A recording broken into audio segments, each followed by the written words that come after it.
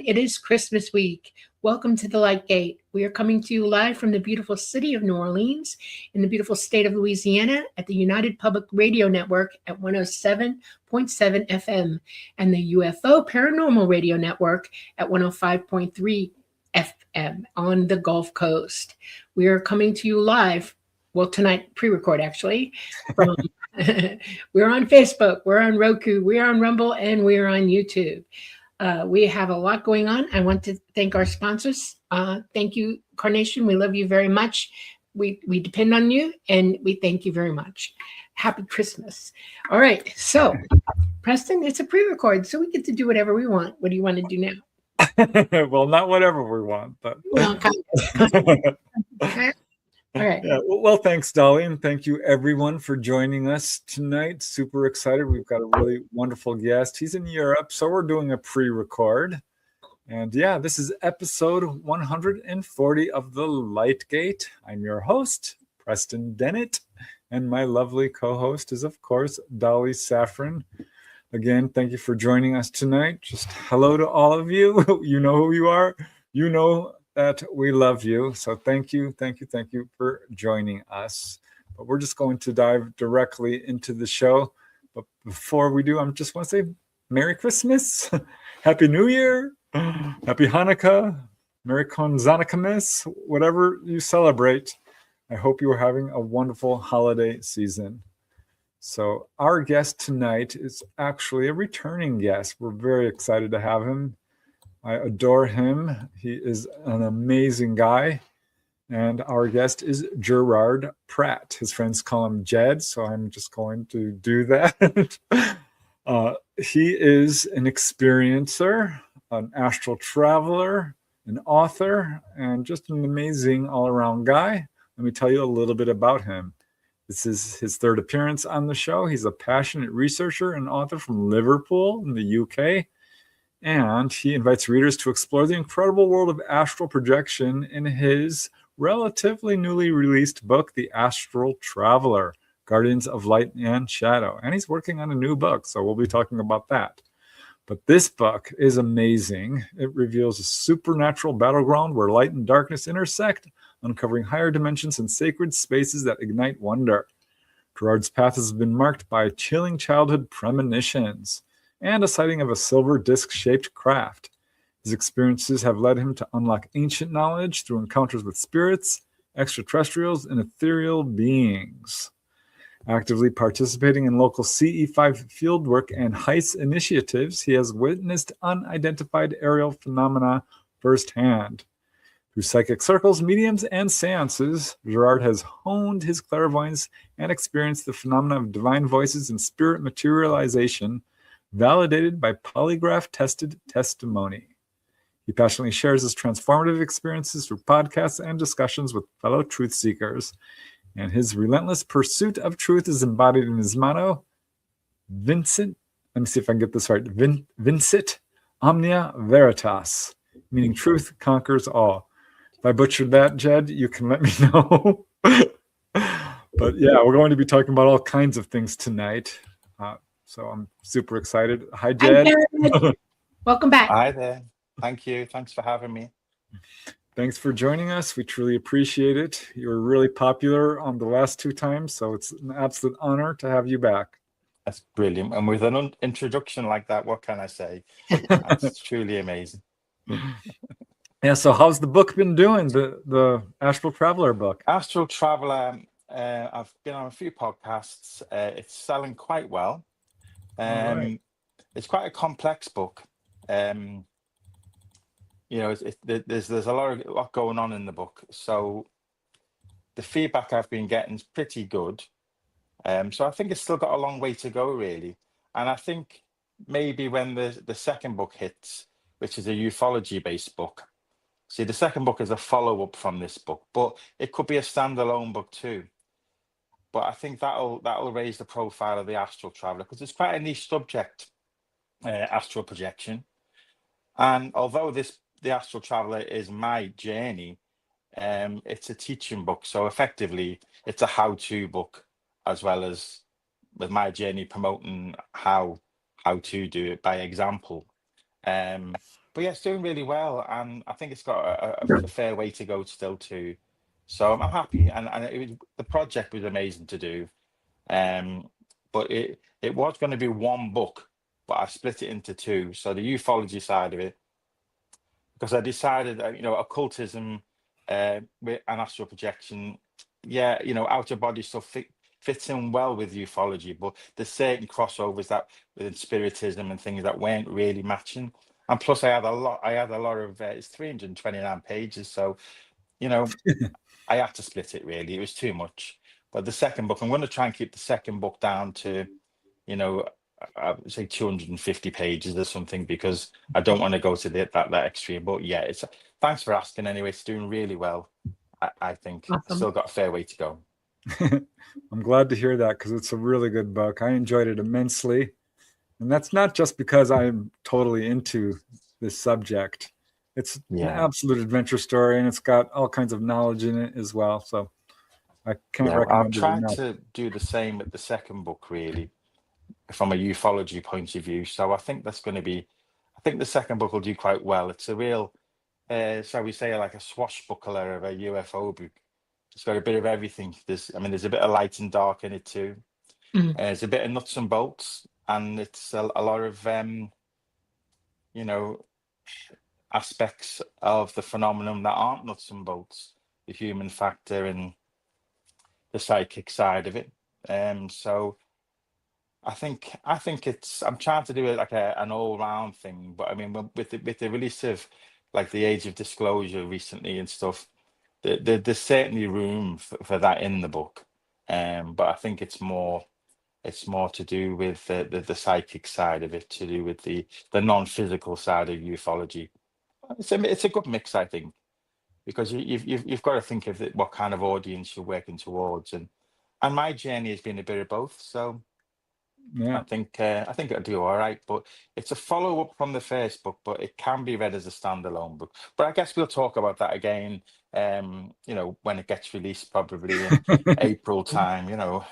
I'll probably send you an ebook file or something, and a bit closer to the time. And it's got a fair way to go, but it's pretty nailed down the chapters now. It's looking good. Well, I know the process. It takes a while. How many it's a lot of work. you've done a few books yourself now, haven't you? Well, a few. But, yeah, like a few dozen. But yeah, well, I'm glad to hear that you're doing a UFO book, because this subject is just growing in popularity right now. It certainly is, isn't it? Oh, it's crazy. So, and it's only going to get bigger, isn't it? I think by this time next year, if what we think, with the Spielberg release and more disclosure movies, it's only going to get bigger and bigger. Have you seen the Spielberg? No, I've seen the trailer. I mean, the movie is an hour. I just watched the trailer. Right. What did you think of the trailer? I only watched it once. I only seen it once, and I to be honest with you, I didn't quite get to the end. I thought, oh, this is a bit of a horror. Is it a horror movie or something? I'm not sure. Very, very dark. I almost couldn't do it either. I don't watch horror movies in any way, shape, or form. No, I don't. And it ripped me up to sit there and watch because I was trying to understand what was he doing, Yeah, I don't know where he's going with that. Yeah. I mean, I know there are elements of dark within the subject, but for me, it's predominantly light. I don't know. Right. I got an entire lecture today from Tolada because of that trailer, watching that trailer. I'm not supposed to do stuff like that, and because it affects me. All right. Yeah. And so I got a talking to about it, and I got reminded of things that I learned when I was younger about this whole subject. And most people don't want to hear the truth about it. Most people are. Let me ask your opinion about this. I'm just going to throw this out and see what you have to say. All right. Go ahead. All right. From your perspective. Okay. Yeah. It was explained to me that, we're all in source together, right? We're all in source together. There is nothing negative or, there's no antimatter in our universe, nowhere. Okay. Especially in the third dimension. It's very void of it. You have to go extra dimensional to find anything that even approximates that, and it's not really there. Okay. So, I always wondered when I was really small, because I had an issue at 5 with this. where does evil come from? What is the darkness? What is that? And what about the fallen angels? What is that? And there are a lot of conflation of evidence and knowledge in the Bible. Okay, there's a lot of things that got conflated together and shouldn't have been. And one of the things that I was taught was that personally, each one of us can give up parts of us by becoming negative. Okay, that we're here not to do that. We're here to become wise, more wise, to know all that's noble, right? And to elevate ourselves, to evolve. Okay. And in source, at some point, there was some that were going negative. In other words, they were choosing it, even in source, choosing it. And they went, nope, now you've done it. Okay. Now you have to go and start whatever journey you began to get here. You're going back. And this is the third dimension that we live in. This is where we go to learn these things from. The choice to lose it and go forward, straightforward with the right things, and lose and cast off all the other bad stuff. So what we don't realize as human beings here, that all the negativity, all the spookiness, all of the hate, all of the violence, all of the demons and everything, it's us. We're doing it here in this dimension, especially on this planet. And that one of the things we're supposed to be doing is losing it, getting rid of it, stopping it. And we haven't really been doing that at all. That's just why ET's like very concerned about us, So what's the question then? The question is, he's agreeing with me, so I almost don't even have Well, I'm agreeing with you because I'll be answering the question in when I start, because like how synchronicities work. The message of the experiments extraterrestrial, which is the title of the new book, was the message that I was given by spirit, because I asked, why am I having this contact with supposed extraterrestrials, Greys and Nordics, and the message I got was, it's the experiment extraterrestrial. We have commenced the experiments extraterrestrial. So I said, well, what's the benefits to me? What's in it for me? And the answer I got was evolution. And I was shown two versions of self, an evolved version and an unevolved version. De-evolved, yes. And they said it's accelerated evolution. So, that was one of the answers they gave me. So I think I understand what the question is. The question is, by being more evolved, we lose that state of negativity. Yes. Because I feel that we're inhabited sort of by, our spirit is from elsewhere. Obviously, it's not from here, is it? Right. So when we're incarnated in the physical, we can't know the answers, because I don't like to think of it as a test, but we're isolated from the answers, because that's the only way we're going to evolve. But I don't think the extraterrestrials have got the same freedom, where they're more aware of the timeline. So we're isolated to evolve. So it's within us to do that. So if you want to go down the negativity path, follow the dark path, if you like, then that's a sign of an unevolved person, I think. Yep. One of the issues that you just brought up, and you stated it very eloquently to me, is that people do believe what you just said about we're cut off. And one of the things that was taught by ET to bring forward to teach people, okay, and I want to put it to you like this. You're a spiritual being, your consciousness itself, okay? Your physical mind is cut off from your consciousness by will, your will. In other words, fear, no knowledge, no academic pursuit of what you really are and how to use it. And we've got generations of people who have cut themselves off from it and not used it. We could evolve quite nicely, very well, working together in consensus with one another, if we all delved back to that, went back to that, and relearned how to use our abilities that we've stopped ourselves from doing. Evil did that. Evil put the kibosh on us. Literally, it took over. It wanted control of us.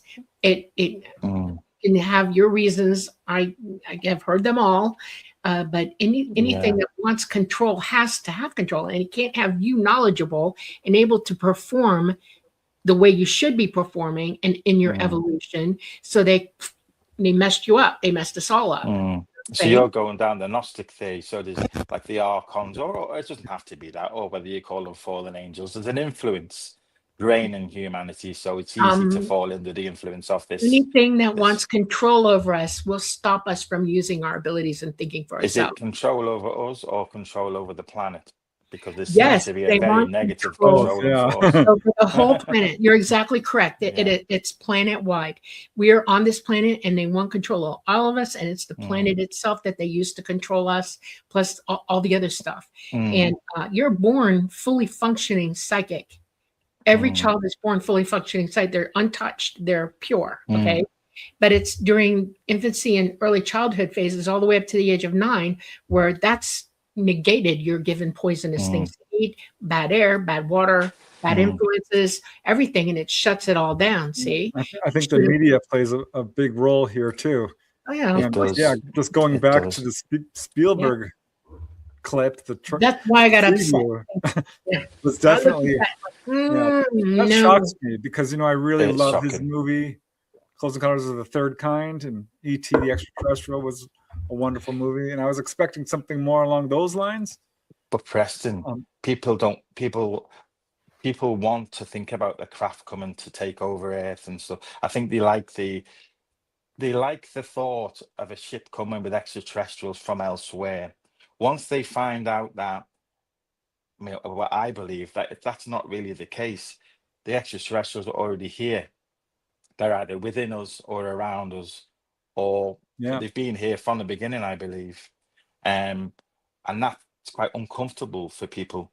So they like a good scary thing where it's coming from outside. And if they find, when the truth is given, that what I believe, there may be extraterrestrials coming from elsewhere, but they're already here and have always been here, influencing humanity. And I believe most of them are good, but I think there is some negativity within factors which you could associate with them, but no one knows the full truth.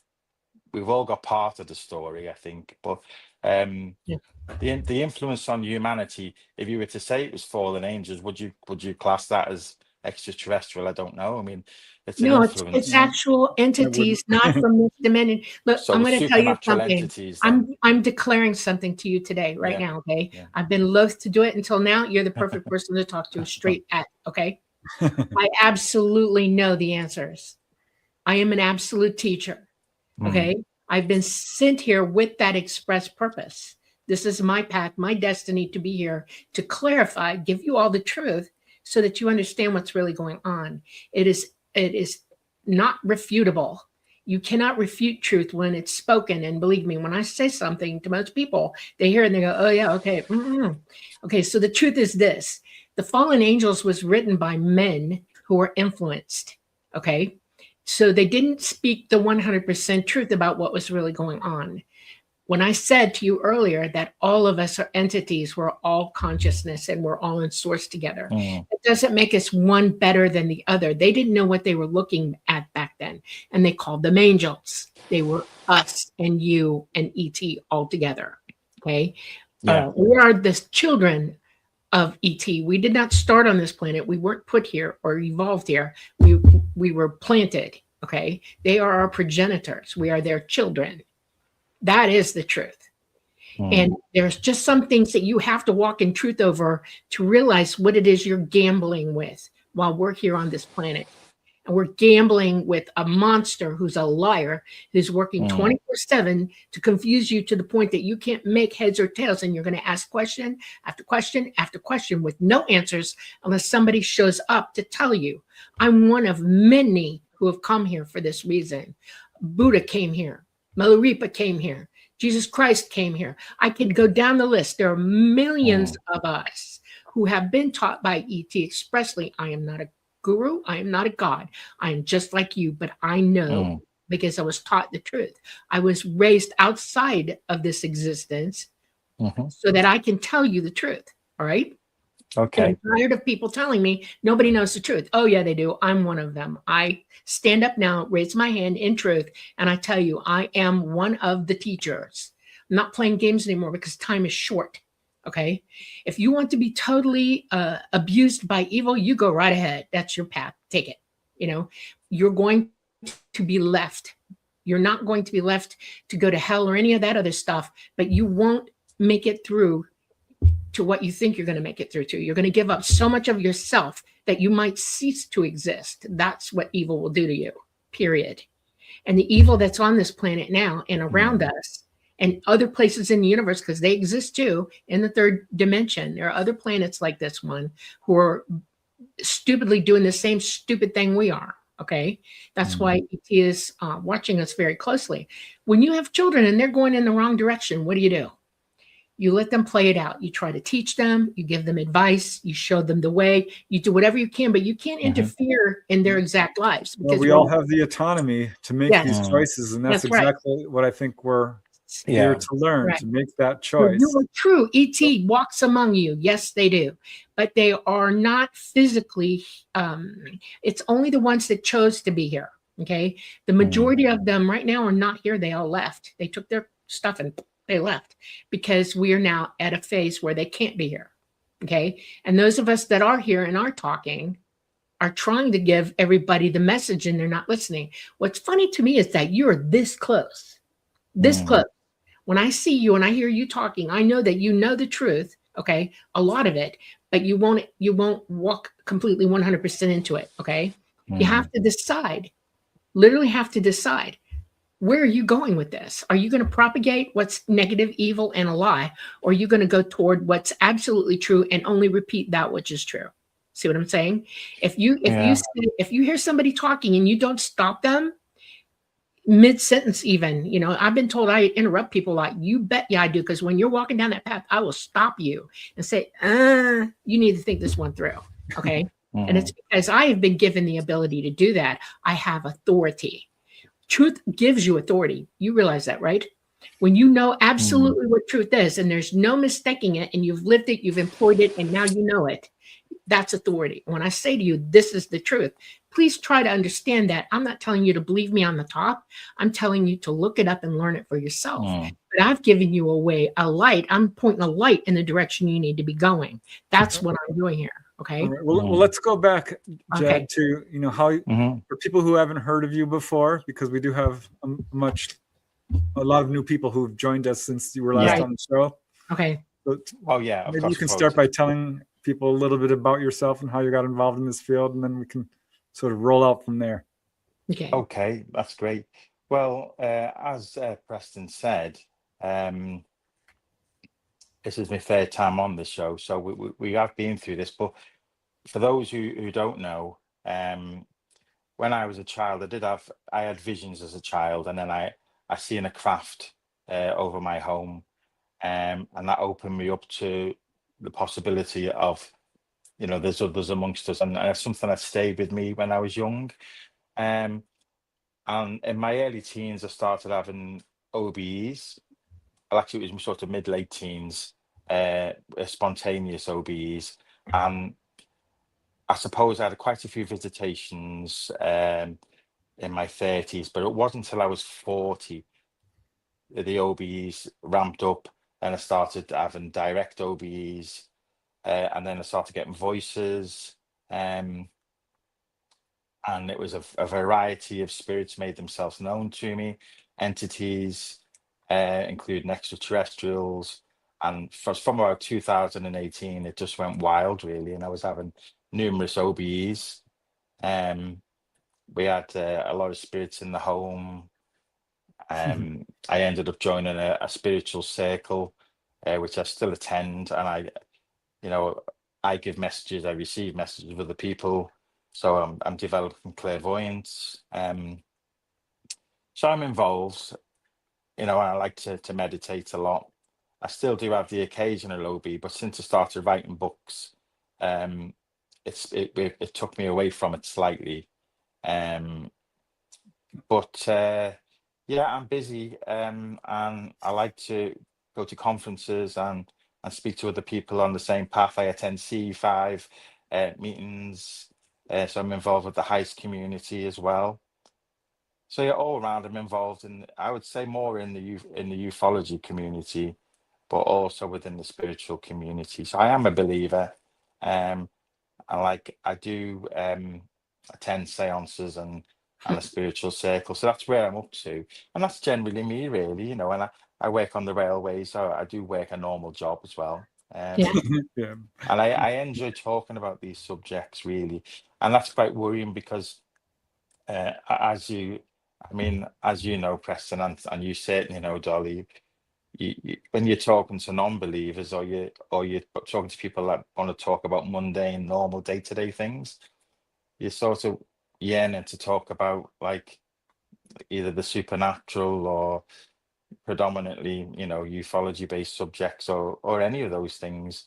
Something Life just deep. once you go down Yeah. a rabbit hole, Yeah, it's the difference of everything else is yeah. quite boring to me. I love It's hard talking to about live these in a things. world where everybody is locked in and you're on the outside of it, literally. And Yeah, you're the one who's actually living a normal life and they're not. And it's kind that's of how it hard. feels. It's They can't hard see to the Yeah, I agree with that. you're have a seeing the conversation with moves. anybody. Yeah. You're So seeing you feel, you resonate with truth, and you feel like they're missing out, like they're going around with blinkers on.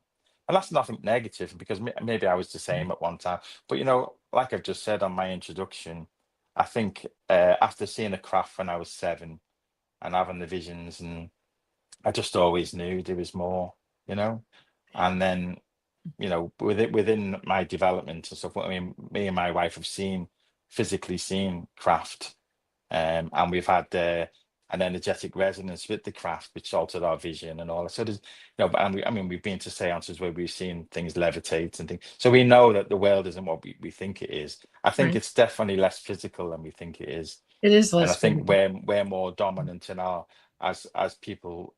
We have a lot more power over our environment than we think. A lot more control. Things. I'm not saying it's a matrix, but I see it as a spiritual construct. That's what I see the world as. Yeah. And I believe that we can alter that, and we can, by using a form of manifestation to a certain degree. But the consensus by the majority are controlling the narrative. So the more people that believe something, and we've just been speaking about the negativity of the majority and so forth. So they will drive the energy of the majority will drive. So, I'm not saying that we can't affect change, because when someone's resonating on the right frequency, they will have like a light or an aura around them. They will light up a room. But it is difficult, because I think it seems to me like we're in a position of a bit of a stalemate with the planet now. I think there's so many people are following a negative path, a materialistic path. Yeah. A lot of people are paddling their own canoe, as they say, and they don't even know they're selfish. But No. so I try to strike a balance, and the more OBEs I have, the more astral projection I do, then the lighter I feel, and the more it connects me to the spirit. And when you feel the spirit, you feel a sense of oneness and love and stuff, and that will last for days. But Are after you've you had an OBE, are you able to OBE every day? no, not at the moment. And because I've chose this path of going into doing the writing and stuff, Mhm. it's like, I might have a spontaneous one, but I'm not practicing at the moment. I'm not trying, because it can be tiring for me. But then again, I'm saying that it could happen where spirit will deem it a time to spontaneously initiate the OBs. Can I So ask you a that can question? happen. Do Yeah. you realize that you OB every night, whether you realize it or not? Oh yeah, I Okay. do. So, And but the minute the you go to problem is because sleep, I'm not your practicing. consciousness goes out, right? So it's Yeah, just a matter of you remembering, right? that's right. Yeah. Okay. But Um, that takes energy. yeah. Yeah, I found that Especially when you're tired. I really have If to I've been focus writing, on I'm it. so tired. And if I'm so tired after writing, I think I just want a good night's sleep. And when I'm practicing, it's like, okay, I'm going to try and wake up at 5 in the morning, or you're thinking about it, and you're asking questions, and you're putting your notes under the pillow, and these are all part of the processing of mind conditioning. And once you start it, you don't need to do it. But I mean, it takes a bit of kickstarting again, which I intend doing. At the moment, I'll just take the spontaneous OBEs, and I'll get some sleep, you know. Yeah. Um, And maybe it's a sign of old age. I don't know. I need more sleep. No, there's a lot in the airwaves coming on around us. Yeah. The last Yeah. time we talked, one of the things that I asked you about was when you OBE, asking questions. In other words, your intention is to be getting specific answers to things you want to know the answers to. Have you been doing that? Yes, but the problem is now, because I can't be bothered getting up and writing it down in me diary, by the time the morning comes, a lot of the time I forgot the answer to the questions. Oh, do you have a tape recorder? You could Well, talk I to the tape do. recorder, put it in the bed with you, leave it I think, where you do just you know push what the it is, button. Dolly? What I've done, I've said to Spirit, and I've said, I'm just giving myself until the second book's done, and I'm back. But I Oh, can't. It's so tiring doing the writing, and I okay. need So to get you this just done. locked and loaded this, and that's where you're going to be. That's it. That's where I'm Okay. at. I'm locked and loaded on this, and I Okay. think once I just want to get. I really want to just get back to it, really. But I know to get back into it, it takes a bit of process, and then I start remembering everything. I do remember some of the messages, and Yeah. But they said they are trying. It's not them. It's me. They're still there. The Well, guides are still see, there. one of the things I'm curious about this process is that if you're operating fully 100% like you should be, wouldn't that aid you in writing the book? Well, yeah, I mean, I've seen the book. I mean, they've shown me the pages of the book and what to write and Yeah. stuff. They've given a lot of direction within the book. Okay. I've seen the Yeah. book before it's writ. Yeah. I've seen all the I've had pages. that experience. It's really interesting, isn't it? So they are giving me advice on what. I mean, I had a message. Was it not last night, the night before, telling me what not to write? They said, "Don't write about that." So I am getting advice, but not as good as I was because of the fatigue. But I'll get back there. I mean, everything is all a process, and this is what they want me to do now. Because I don't know whether I mentioned they told me to write the book. I'm actually doing what they told me to do. So it was but the good news is one of the things when I attend the spirit circle, my clairvoyance is still pretty good. I was in the circle on Monday. I'm still seeing a lot of spirits, and I'm still getting messages and things, and a lot of visual stuff. So that's still there, and that's probably improved. And so I'm looking at doing a remote viewing course as well as soon as I finish this. So I want to go. I want to go to the Monroe Institute, but for £2,500, I can't quite afford that. So that's what it costs. So Where is the institute? It's in Virginia. Yeah. Oh, so you come here? Okay. Yeah. Wow. Joe McMoneagle, is it McMoneagle or McGonigal? He's one of the old Stargate viewers, and he's taken the program. He currently does the program at the Monroe. But like I said, that kind of price tag, I don't know if I could just. I mean, I can't afford it, obviously. And that would be specifically for remote viewing? Yeah, it's only a 5-day course for that price. Have you as ever well. looked up Russell Targ? He has free tapes online. You should listen to them. Yeah, I mean, I've done one of the chapters or half a chapter on remote viewing, and on the new book, and I've gone into Targ and Pat Price and Ingo Swan and the objects they viewed on the moon.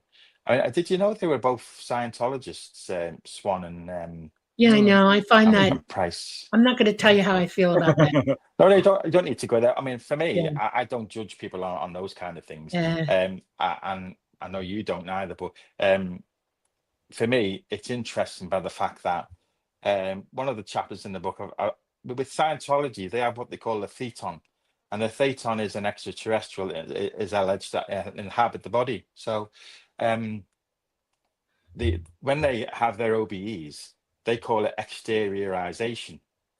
So when they exteriorize, they're allowing the extraterrestrial to leave the body and be in its natural realm. This is all written by Ron Hubbard, by the way.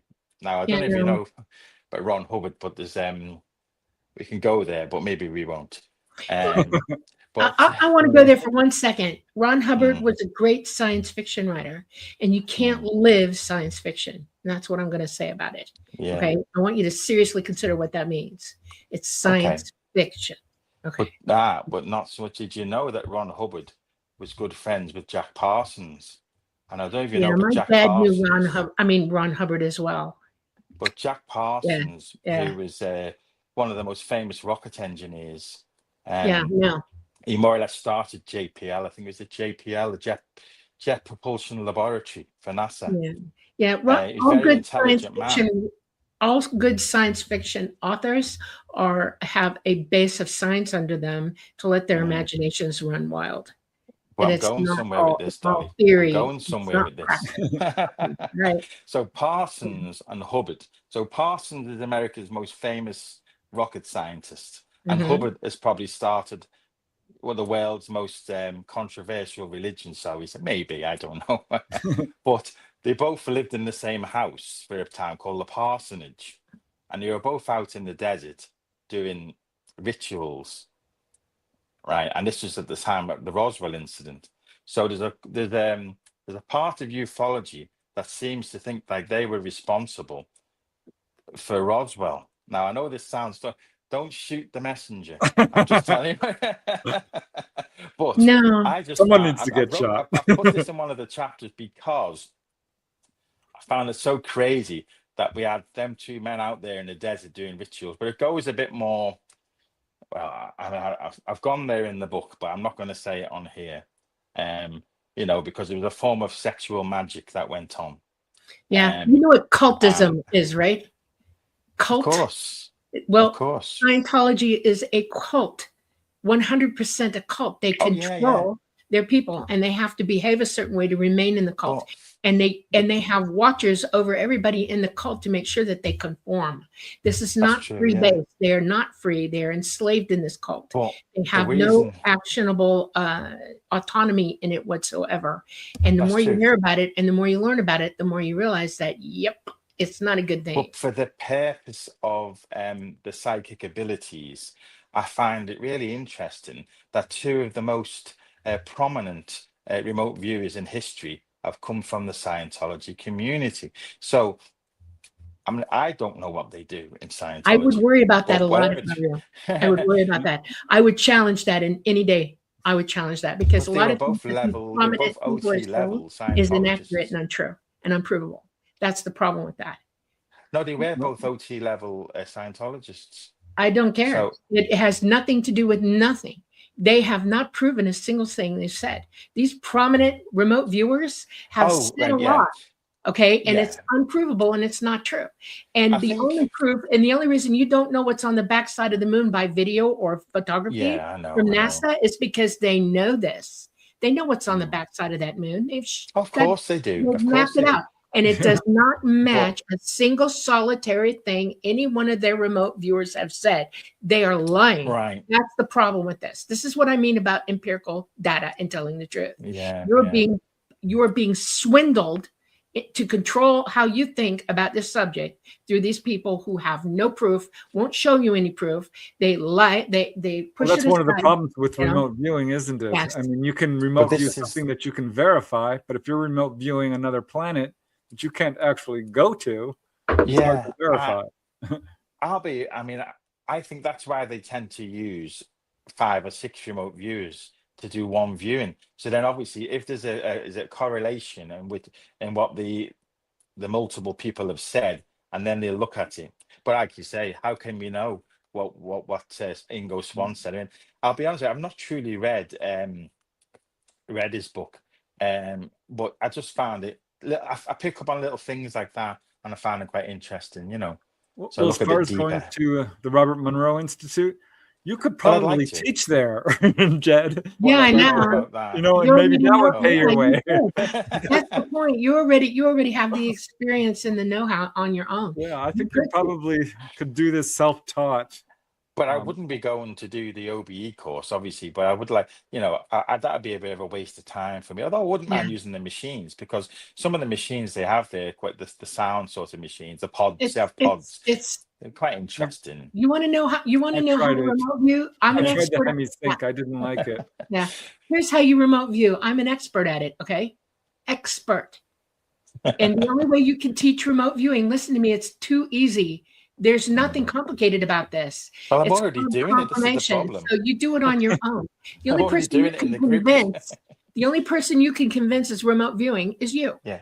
Okay. So what you do is you get 4 friends from around the world, who can verify or deny by video, actual showing you that you're correct, and they give you a target, and you have to go see that target and see what's there that day, and write I it all need some down, draw targets, it out, Dolly.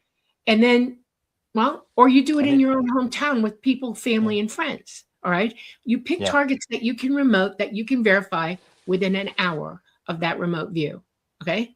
Yeah. And you do that until you expressly become so good at it, you can go anywhere and remote anything with the knowledge that you're doing it right. But when you do remote view, you must verify every target you remote view. That's what I was taught by ET. Okay, you don't play at this. This is your mind is capable of dreaming up all kinds of stuff, and the only remote view that's good is one that's verifiable. That's the problem with remote viewing. Okay. And I have lots of people saying, well, I remoted this and this is going on and this is going on. And I'm like, prove it. You need proof. Show me the proof. Right. It's the same thing with mediumship. You know, you need, we call it, is it, there's a term for it where you got to provide some kind of evidential proof. So yeah, you know, but it's just something I'm interested in, but I won't be paying that kind of, I'd like to do it, but I just need a bit of structure to give me some targets, really. I'd like to, because I go to the group and I'm getting all kinds of visions, and I could do with a bit of structure, and someone say, hey, I thought about asking somebody, saying, will you put something in that envelope for me? And I'm, you know, a bit of structure. You don't need an envelope. See, that's the problem. This is too many controls. Yeah. When it's actually that easy to do without all of that stuff. Okay. Even Russell Target wasn't a real target person at all. Okay.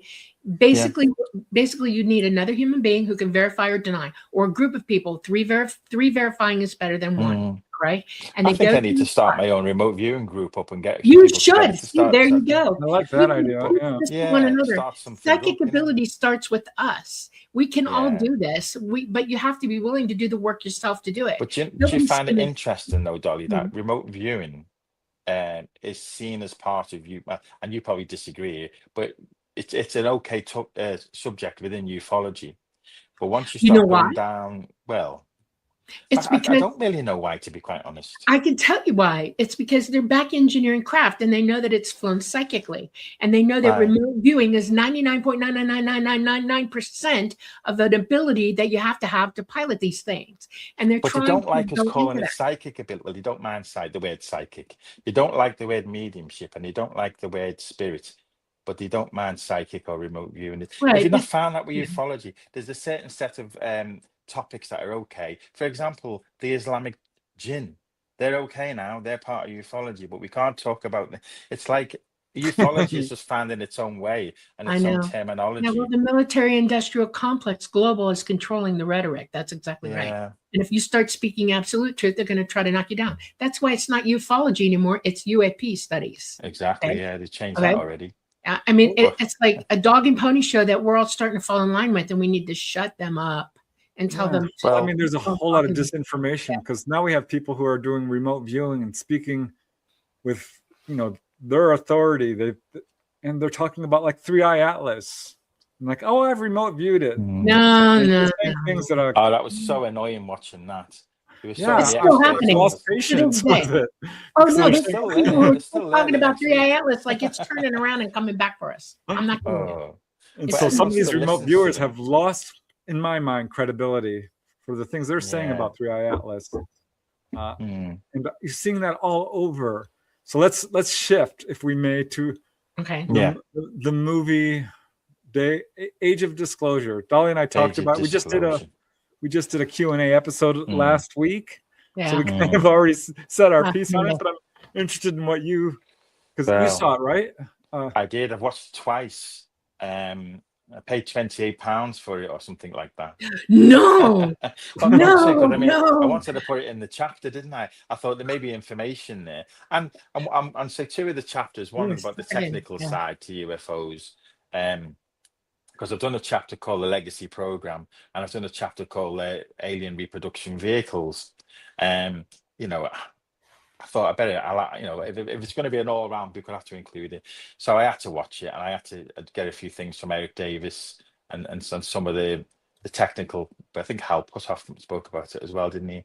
The bubble around the craft, the sphere of influence, and the, you know, and how it works. And Elizondo had a few things to say about that as well. So yeah, the technical aspects of the reproduction vehicle, which are different to the actual real vehicles, this is the difference. So because I've got a chapter called The Sky Pilot, which, well, I haven't spoke to Grant Cameron. If he doesn't let me use the word Sky Pilot, because that was one of his books, I don't think he'll have a problem with it. I'll just call it Flying the Craft or something. No, you can't copyright a title. There's been lawsuits about it. No, it's only a chapter called The Sky Pilot. Yeah, but I mean, would you're allowed absolutely to use think- that term. How about UFO driver? That's what it is. No, I don't like that. You don't I was like going to that? call Wow. it Flying the Craft, maybe. You know what I mean? That sounds okay, doesn't it? Okay. It's only a chapter. But but I mean, I've included a few people who have flown the craft in the chapter. I spoke a bit about Grant's work with his book because he had some interesting things. And then the bottom part of the chapter, I've gone into the technical aspects of the craft and the sphere of influence. And when you went to the sphere of influence, like Jim Penniston in the Rendlesham craft, he walked into the sphere. And Burroughs was on the outside of the sphere, and there's a time dilation, and the slowing down of time and the Oz factor, as they say, in the sphere. So I found it quite fascinating. But is the sphere around the reproduction vehicles? So there's things that there's dangers going near these vehicles, and we know people who've been injured, don't we? So it's something. You're trying to make out the difference between an ARV and a genuine craft, Right. But this is at Norton Air Force Base, and That's there a was a guy. back-engineered vehicle that is not a real That UFO. is, yeah, exactly. But funnily enough, I think that was in '88. But the Cash Landrum was They go all the way back to the early '60s, late '50s. Well, I'm not that joking around. was at Norton. I'm trying to think.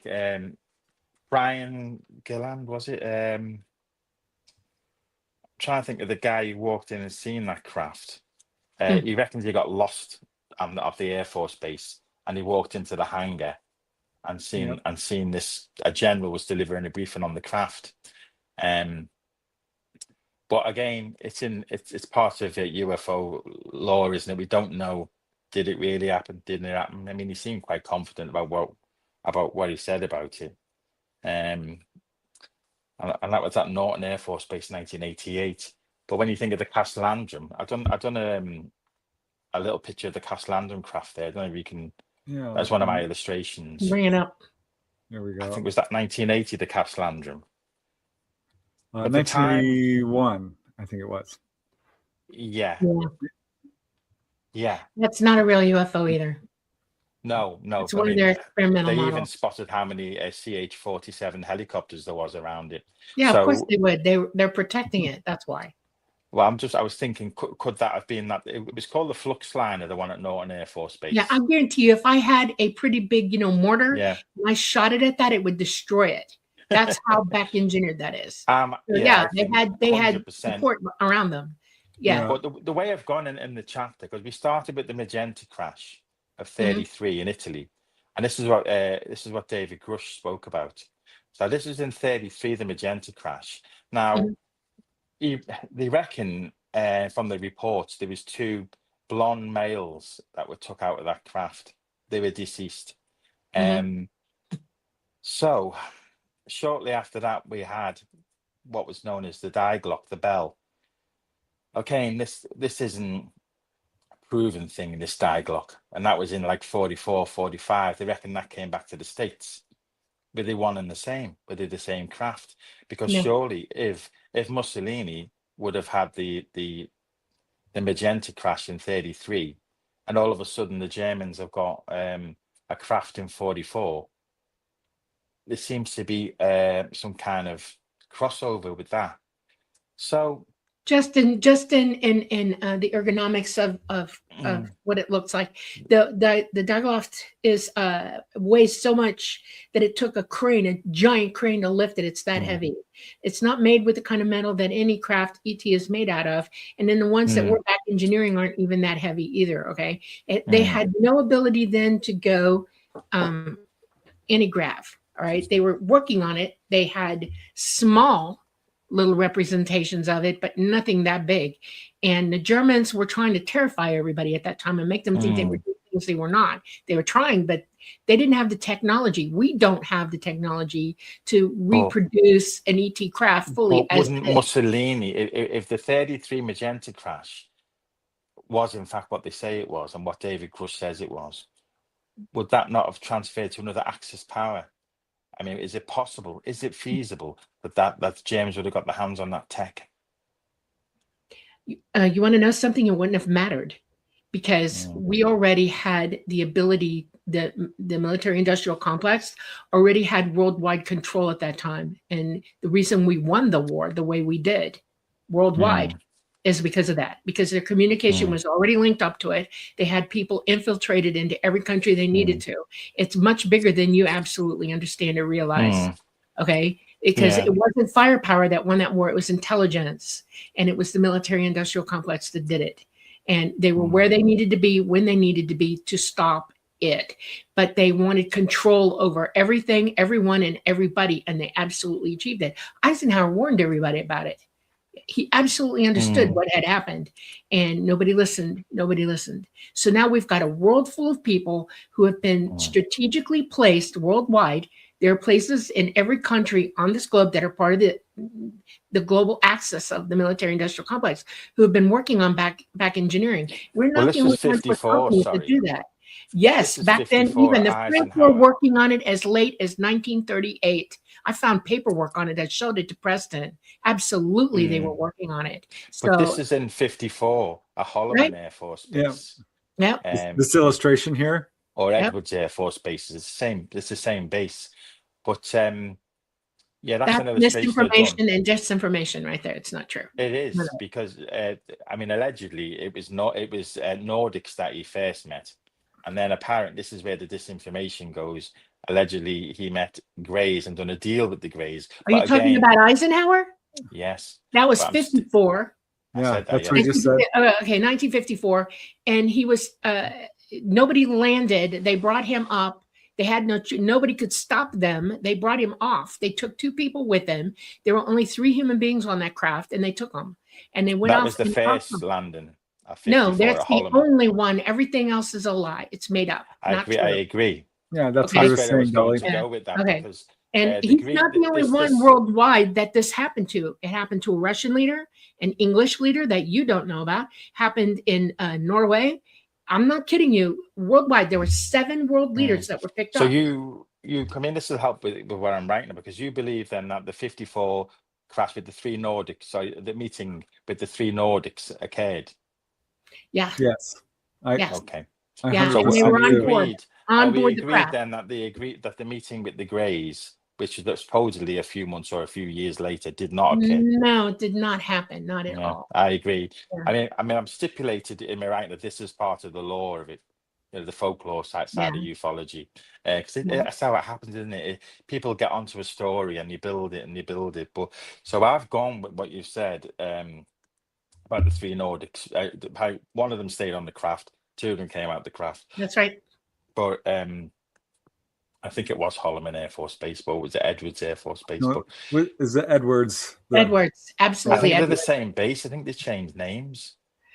No, Edwards has always been Edwards. Holloman's always been Holloman. Edwards was Muroc at some point. I think it was way back. Way he had the dentist appointment, and he was taken off during it for the dentist appointment.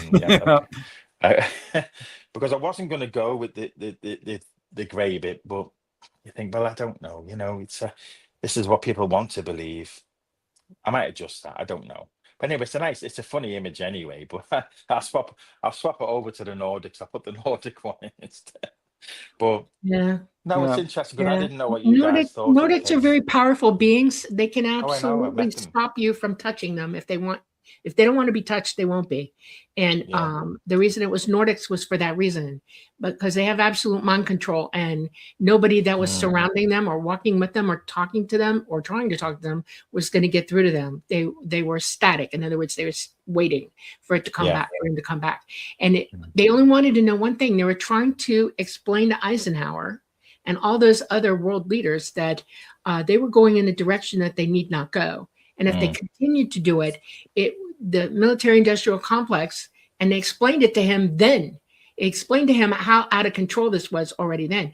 And they told him point blank, and they asked him a question. Why don't you think you can stop this? Why can't you help us to convince people? Because they were looking for one of them to open their mouth and go against what was being said by the military industrial complex. That's what they wanted. And right out of Eisenhower's mouth, straight to their face, he said, I have absolutely no say, no control. There's nothing I can do for you.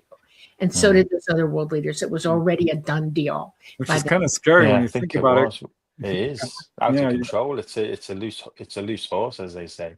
You always think of the president as being the one in power. No, really. No. And that's I mean, I think that is some truth that's taken from the new documentary. I think it does show that they haven't got any control. You know, I know they spun a threat narrative, and I know people were quite shocked about how they spun this threat narrative, but that's just their way, isn't it? I didn't expect any different from the movie, and the disclosure movie, the Age of Disclosure. That's my main complaint. Isn't it? We knew where it was, but like I say, I've took a few things from it, but I think it's made clear there that the Congress and President are not in on it. That's literally when ET decided that they were going to change their path to humanity and disclosure, and they were going to go straight to us after that.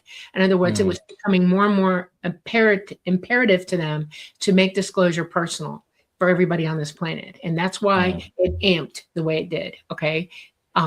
More people started seeing them. They started showing themselves more often.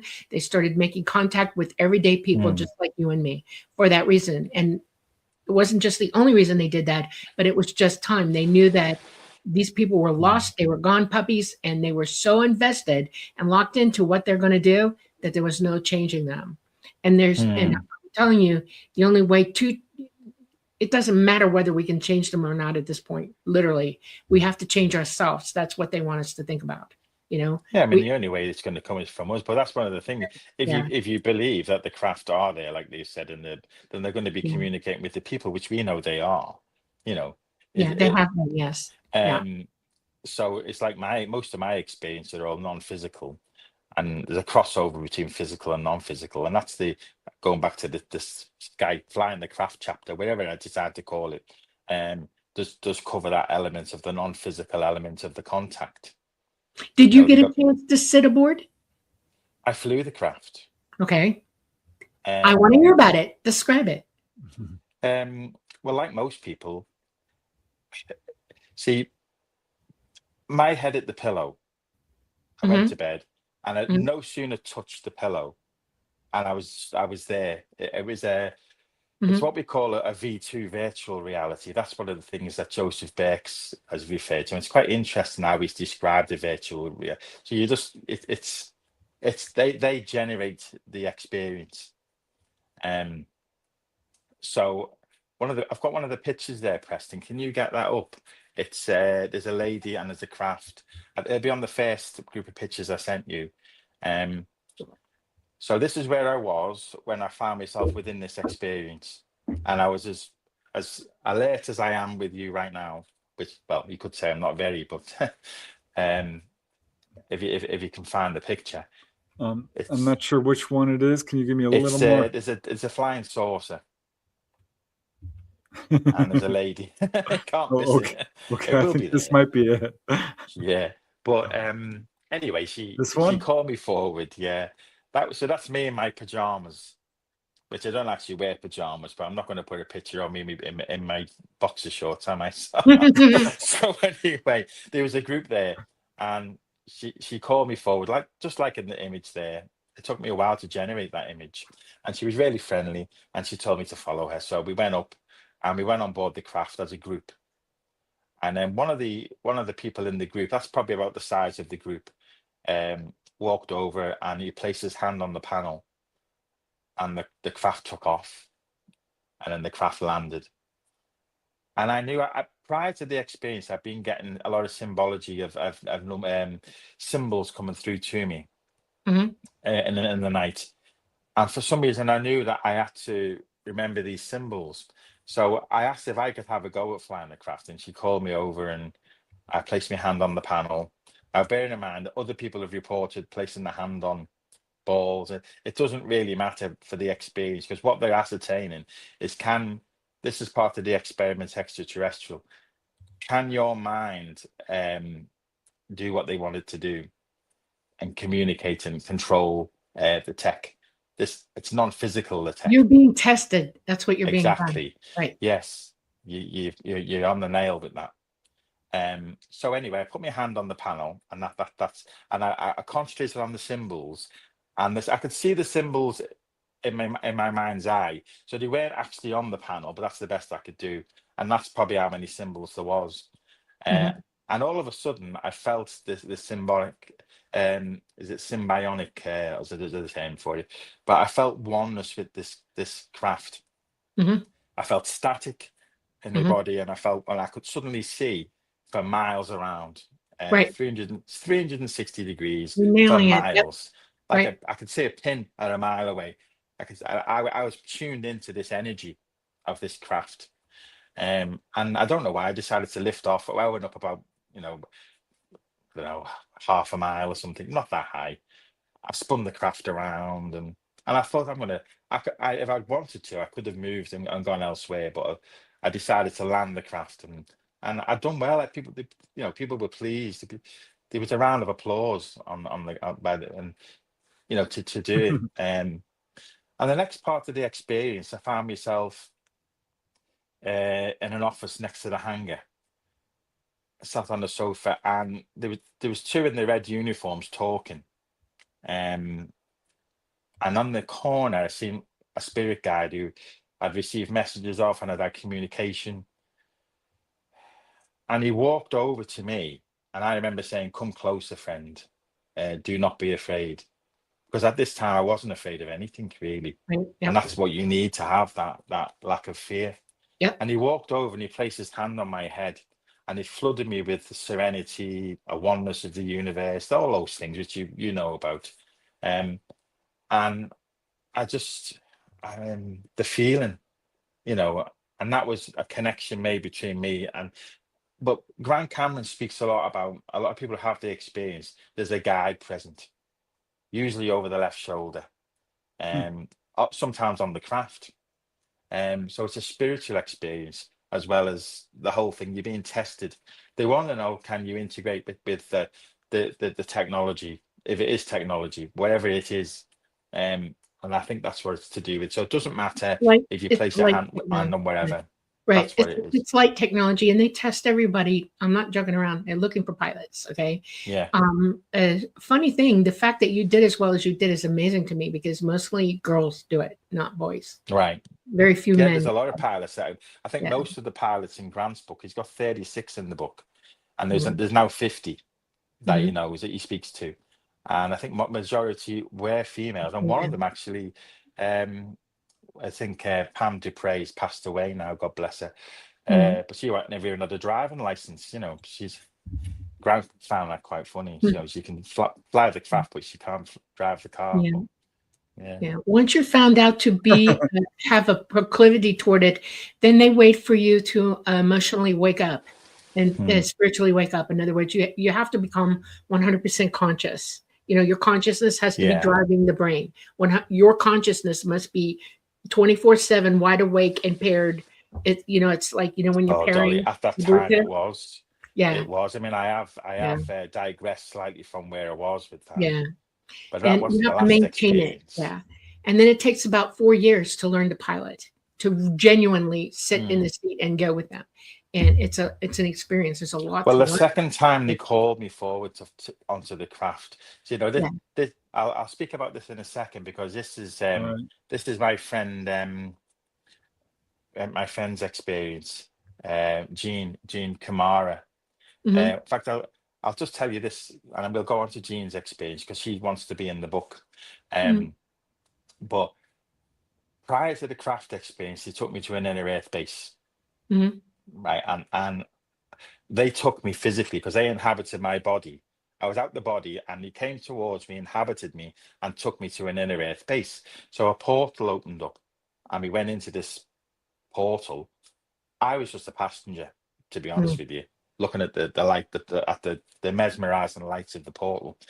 And when we arrived, there was somebody in the red flight suit who knew me, and they showed me around the base. They showed me there was craft there too, and that was the first experience. Then there was flying the craft.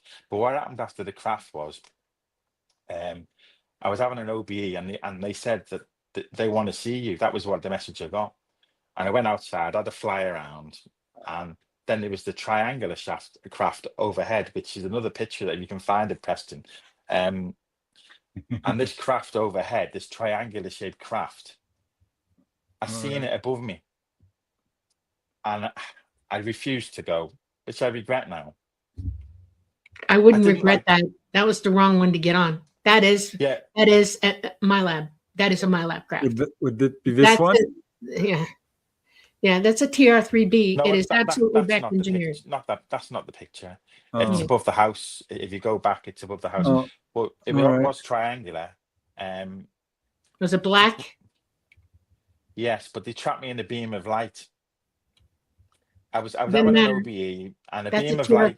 Yeah, that's a beam of light my came lab down, experience. Yeah, and it trapped my me. lab. Yeah, and that's absolutely my lab. The voice came through saying they want to speak to you, and I said no, I don't feel. No, it's not that one. That was the one that comes afterwards. That's what they showed me. Oh, here it is. I see it now. Well, I've actually put my house. My house is actually in this picture. So, yeah, that's an actual copy of the house. So, I'm not saying it was exactly like that, but the beam was. I was trapped in the beam, and I said no. I said I don't feel comfortable. I'm comfortable about this. Why don't you just ask me to go on the craft? The first one was really, you know, it was different. But the way they trapped me in the beam, I wasn't comfortable about it. Yeah, well, you're psychic enough to know when something's not right. That wasn't. I didn't know whether I was just being a smart pants, though. You know. No, that's a my lab.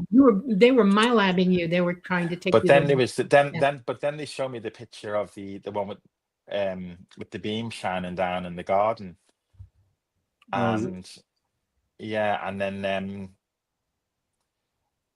when they showed me that, I got a message in the spirit group saying they apologized for startling me with the beam. They meant me no harm.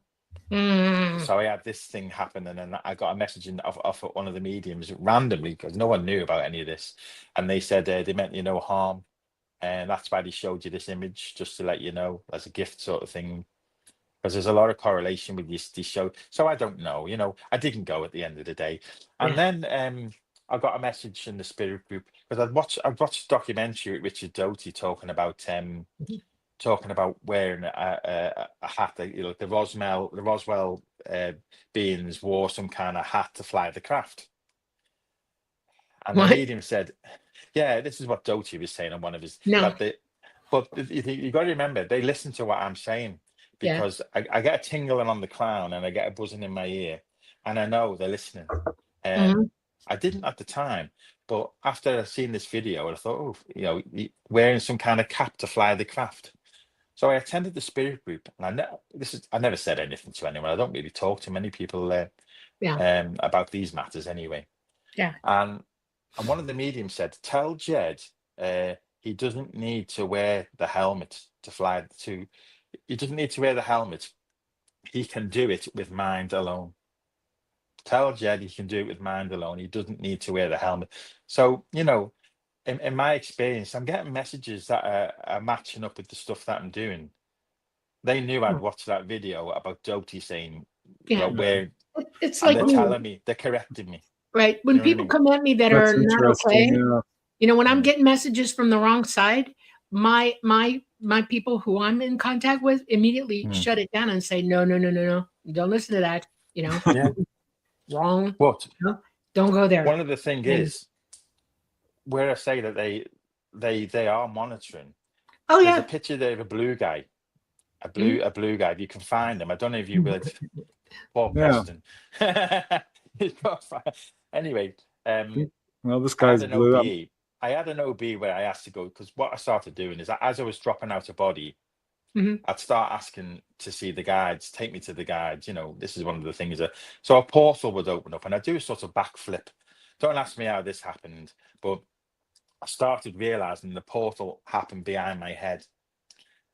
Sometimes they had hands coming through, grabbing my hair and things, and I was taken by the hand. On this occasion, I'd done the backflip into the portal, and I started saying, "Take me to the guides," and I came through into this. Well, it was like a liquid obsidian that I arrived through the portal at, and then that made into a solid floor. And I looked up and I'd seen this royal palace, and through the doors further down, I could see a blue entity in bed. And I thought, what's going on here? You know, I thought, he doesn't even know I'm here. So I sort of hovered through towards where these double doors were, and it's all gold. You can see a bit of the gold on the headboard. It was a very royal place. By this time, this entity who we see in this image was up speaking to me. Now he looks a bit feminine here. He didn't look. He was. That's the best I could do. He was. He had blue eyes, and that's quite close. And he said to me that he'd been monitoring some of the things I've been watching. You know, he was discussing how he'd been seeing, and I said, "So you've been monitoring the things that I'm doing?" He said, "Yeah." And I said, "Listen, about my development." I said, "You need to up your game." I said, "You need." I was sort of having a go with him, saying, "You need to," which I felt really bad about afterwards. And he said to me, "I'm doing my best." I thought, "Oh, well, okay." But he was really friendly. But I always laugh. I mean, it's quite funny, really. I'm having a go at him, saying, "You need to up your game here." You know, and it's me that's not doing enough. But anyway, it was one of them experiences. But he was blue like that. I thought, what is going on here? You know. But I was told that they generally change their images to whoever suits the experience. So that's what they said to me. They said, because I've been telling people about the different entities. And then I got the message that night saying, you know, just to correct you, we choose the image by what lesson is needed at the time, more or less. So really speaking, I don't know, you know, is that what it was You real? do. That's a fifth dimensional being that can present any way that makes you comfortable. To a lot of us like that. The way I see it for me now, you know, there is a higher entity that's connected to me, and he can alter. It's the evolution, like we said in the beginning, is the important thing. You know what I mean? Yep. But you know, but if I go back to Jean's experience, I speak to Jean quite a lot. She's from she's in Pennsylvania, Jean, and but she's one of Grant's sky pilots, and I didn't even know that she was. I said, and she said, "Oh yeah, I flew the craft." I said, "Really? Okay." You know, and I said, and then she contacted Grant, and then next thing she was in his book, flying the craft as well. But her experience, now it's this bit, like she's seen Saint Germain. What happened? She went to Sedona to a park. What's it called? It's a Bunyan Canyon or something. I can't remember the name of the place. That's right, Boynton Canyon. Cockatoo Park, is it something like that, or National Park? Coco something. I know Boynton Canyon. I don't know the other one. It was Boynton Canyon in Sedona. Coachella? Yeah, I think that's what it is. Yeah, it's Coachella. Yeah. Yeah, but she was camping with a friend, Rita and Pat, and they went to sleep at 11.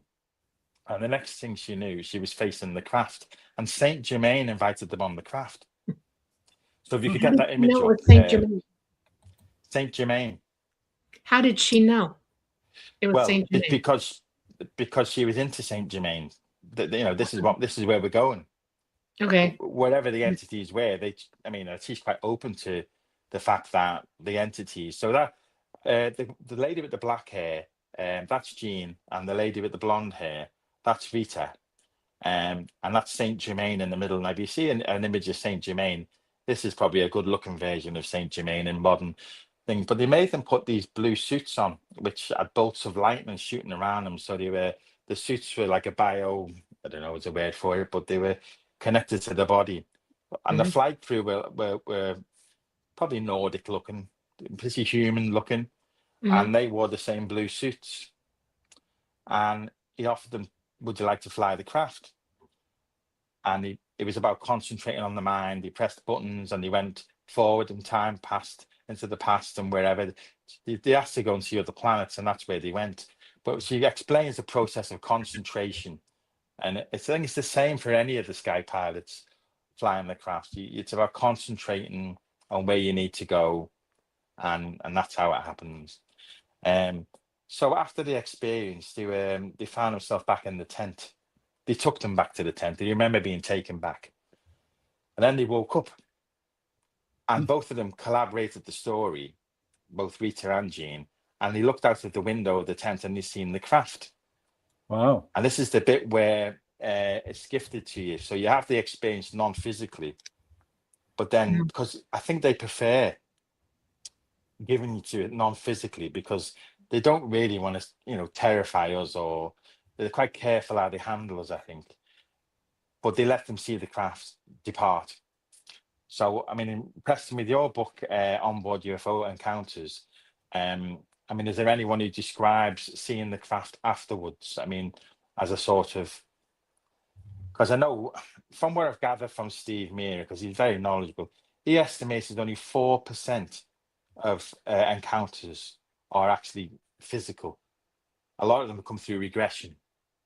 So, maybe they are physical, but you've had to be regressed to receive the information. But I think I've heard stories before where people report seeing the craft even after the abduction or whatever the contact experience. That's not unusual to see it before and afterwards. Yeah. I'm not sure I agree with that assessment, honestly, because I do think this is a physical experiment.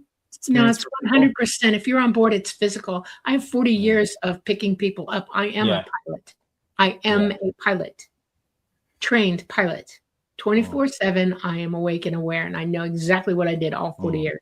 Okay. I've met millions of people. Well, not millions, thousands easily. Whether you remember it or not. Think there are? How many what? Pilots.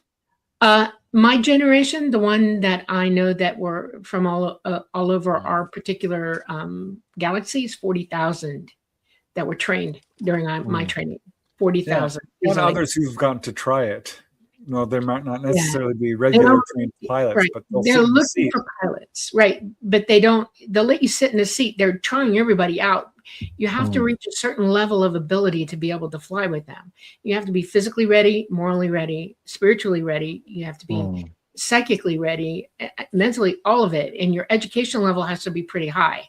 Okay. Right. You have to have a pretty high IQ, and you have to have a lot of base knowledge. That's me counting out. But I do think it's physical. I really do, because there's a guy in England I interviewed. He was missing from his room. His mom could not find him. There was a kid in Louisiana. His parents like, where were you? I think we've been looking for you. I think Chris Bledsoe was gone for 4.5 hours when he had his experience, and I think he thinks he states it was Egypt he went to. So he was missing as well. Yeah, so it is a physical thing. Whether we remember it or not, or time is conflating for us one way or the other, they can bring you back within minutes. You could be gone with them for hours, and they bring you back within 5 minutes of you leaving. So I felt time was physical, but I don't, because I'm used to OBE. Sometimes I don't know.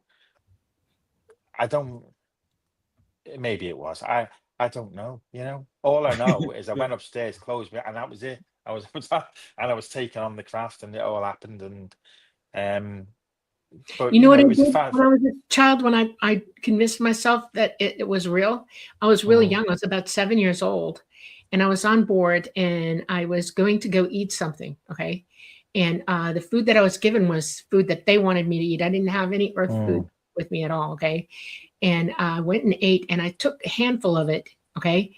And I smashed the table in front of me with it, and it gished between my fingers, and I moved my fingers all through it, and I picked it up, and I threw it up in the air again, and I smashed it down again. Now everybody's watching me do this. And then I licked my finger, and I bit my finger, and it hurt like hell. Okay. Like I knew I physically been bit. You couldn't do that in a dream. And when I did that, I realized, I'm actually here. Okay. And there's a lot of people with marks on the body. I spoke to Steve about this last week. There's a lot of people who have marks on the body, after certain things. So, I don't claim to have all the answers, but I'm just glad that I had the experience. It's a good chapter, actually. Like I say, the book's balanced, and the chapter after that, where we go on to the greys and abductions, that's slightly a dark chapter, but it doesn't have to be. It didn't have to be that way. But but I've had a few experiences with the greys, and none of them were negative experiences. I mean, the first experience I had was in just before the craft experience. I woke up during the night and I seen a grey in the bedroom, and I did a picture of it with a portal. It'd be one of the early pictures, Preston, on the first batch I give you. But it was a brief sighting about 3 in the morning. Yeah. And he jumped into a hole in the air, a portal, which I now know. And I remember looking back and seeing Margaret asleep. I thought, have I just seen that? Yeah, it's an interdimensional doorway. It's a light gate. Yeah. But this was the first being I ever seen. Yeah. And I thought, what the heck's going on here? And I remember turning over and going back to sleep and thought, oh, maybe. I had seen greys before, years before. And if you start thinking about, and you think if you would have started seeing them, maybe after you'd read about them, but I hadn't been reading about them at the time. Do you know what I tell people when they're young and they ask me? I say, if you see something like that, immediately ask it a question. Do not hesitate. He didn't want me to see him. He as soon as he seen me the looking. Minute you see a grey like that, you ask it a question because it is compelled to answer you. That makes it real for you. It's not a dream anymore. It's the real deal. We have to not be afraid. When you mention compelled, that's something I'll come on to in a second. But sorry to interrupt you. Okay, sorry. No, I interrupted you. Thank you, though. No, okay. But so what is this picture? Is that related to this one? Well, that was the second experience. That was the second experience with the grey. Light gate. There you go. I'm out the body now. Afternoon OBE. Yeah. But I forgot to put the picture of my body underneath that body, which so we'll have to do that again. But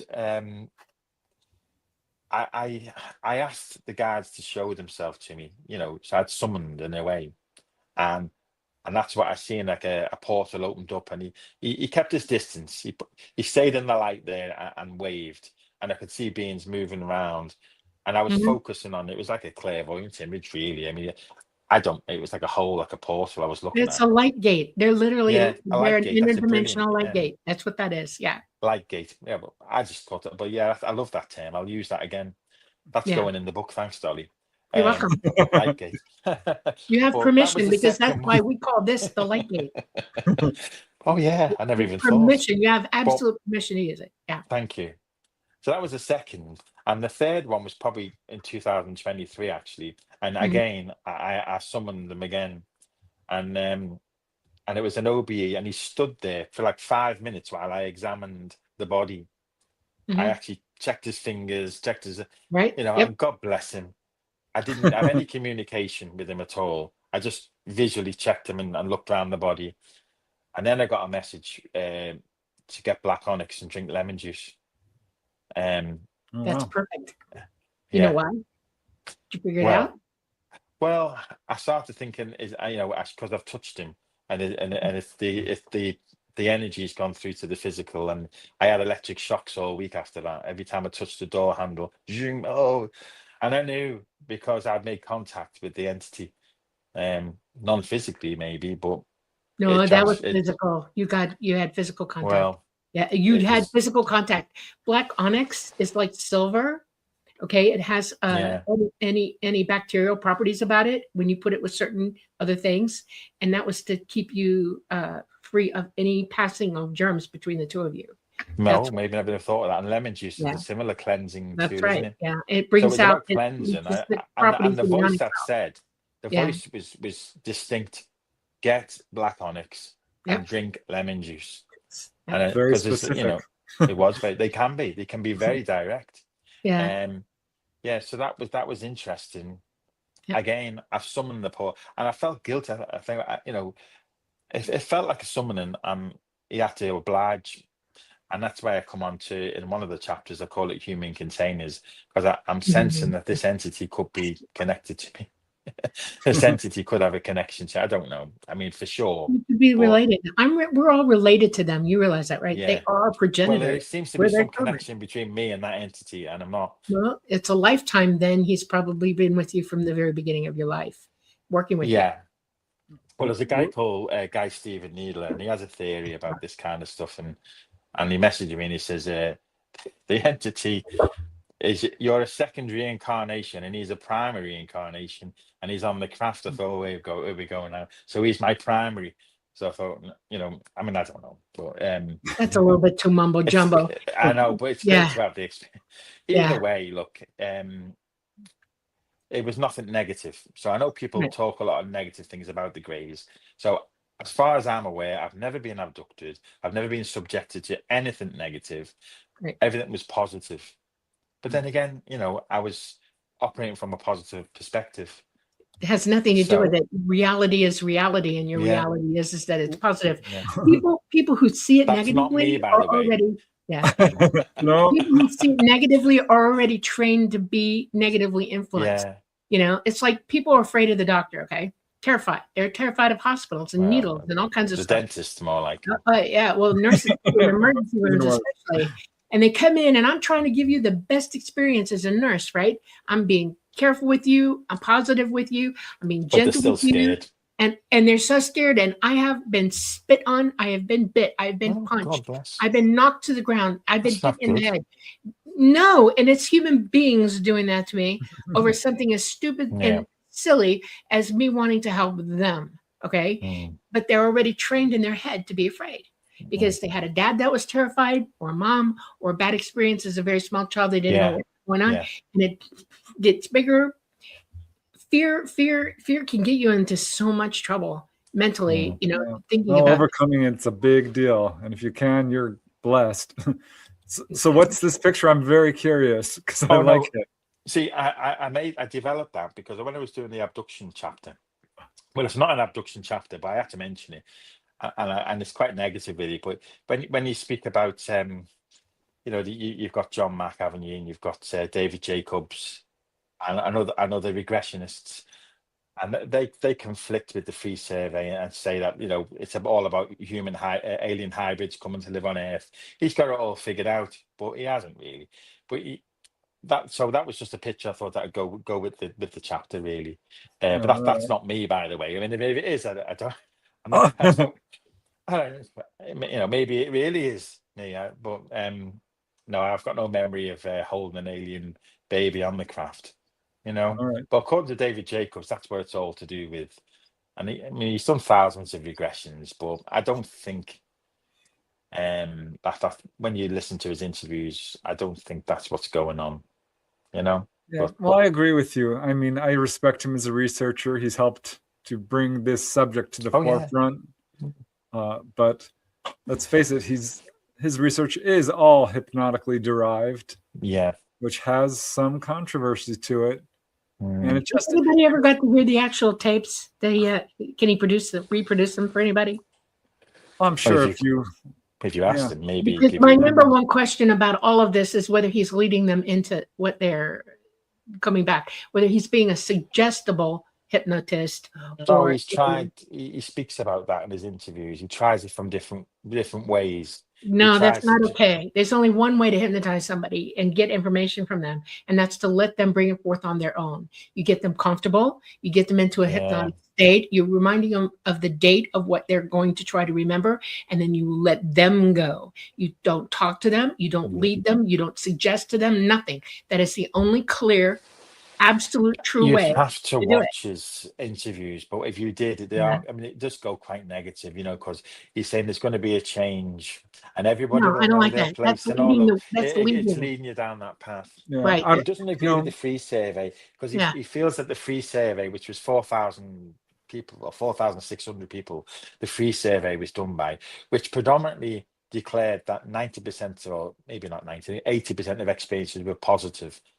You know, and we haven't got time to go into it, but he says it's a survey and he's doing physical one-to-one sessions. No, he's leading information that he absolutely is negatively thinking about. And I would refute that he wants. Yeah, because I have done the first-hand interviews, and that's exactly what I found is 80% to 90%. Yeah. Well, it can be scary initially, but ultimately the contactees don't feel like they're not. Yeah, over time, the contactees, even if they are scared at first, do eventually. They ask them, "Would you want it to stop?" And the answer was no. If they asked them eventually, "Would you want it to stop?" and most of them said no. So, and those were the negative ones. Right. So yeah, the Free Survey is quite important, really. I have incorporated into the book because it's quite an important thing. It's the largest of its kind, as far as I know, that we've done so far, isn't it? Yeah.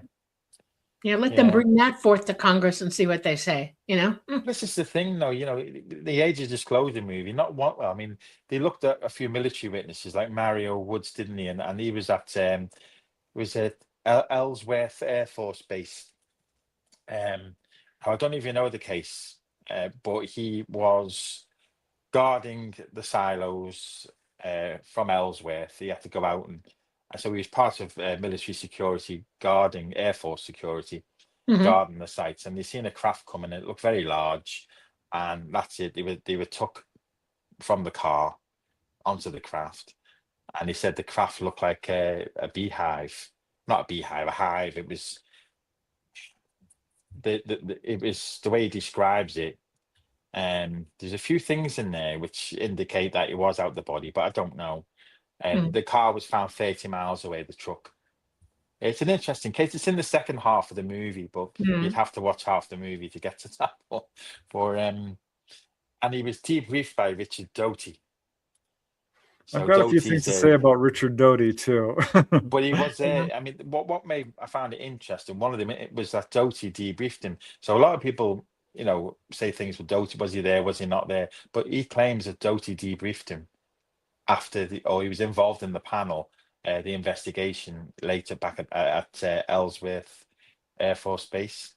But there was things that interested me because he said he had an OBE in the toilets just before he was taken back to the main base, and he smelled the smell of sulfur as well, which is associated with and that's Mario Woods. That was 1977 that encounter. But it was actually, I'd already put it in the book, and then it came up on Age of Disclosure. My lab was already in effect in the 50s. Yeah. And it went forward, and they could do phantasmagorical things to people. And you're describing my lab. I wish we'd all get real clear on what my lab is and the parameters of my lab. Okay. Go ahead. And the difference between being my lab and actually having an experience with ET. There are two separate, different things. One has a very serious set of circumstances as well as the other, and none of the two mix. There's no difference. There's a difference between the two of them. And what you're describing to me is absolute my labbing. Literally, we need to admit that openly, that it's occurring. If people are warned about it, in other words, if I have a daughter, okay. When she was young, I said to her, I taught her that experience is a wonderful thing, but you must be aware during every experience you have. That's how I was taught. You have to see it as it happens. You have to think about what you're looking at. You have to see the reality of it. And you have to question everything while it's happening. Everything. Do not go stupid. Do not go dull. Do not go blind or freeze or faint. You have to understand that you need to know what the heck's going on. My labbing depends on your fear. My labbing depends on what they can inoculate you with to knock you out of the sense of reality. They can use your what you inhale. They can dope you up that way. They can dope you up by injection. They can dope you up by putting something on your skin. There's multiple ways to get you into a my lab situation. And I'm telling you that there are certain people, when you say their name, my brain goes immediately, this is a my lab conspiracy. And Doty is at the top of that list for me. Literally. Yeah, I mean, you can't, him and others who are into counterintelligence agency, and I write about this in the book, as counterintelligence agents, you really can't trust what they're saying.